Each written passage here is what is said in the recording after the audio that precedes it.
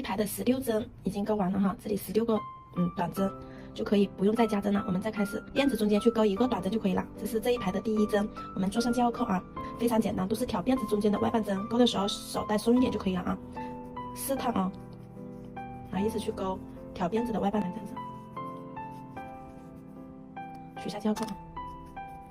我们的不加不减针已经完成了4排哈，一个鱼骨是2排，1、2、3、4已经完成了。我们现在就是要减针了哈，开始这一排要减，这里面入针挑外半针，给它勾出来。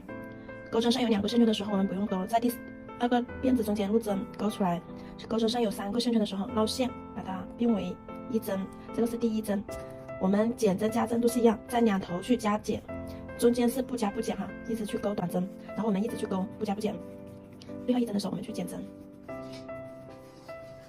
好，我们现在最后2针的时候啊，入针勾住这个线，钩针上有2个线圈，我们不用钩了，取下交扣。在最后1针也是入针挑出来这个钩针上有3个线圈的时候绕线，一起带出，给它锁起一个小辫子作为起立针，然后这一就锁好了啊，两头去减针，然后我们入针勾出来一样的去减，来带出来，两头减针，中间不加不减哈。第1针做上交扣，我们也按照这样的方式这样子去钩。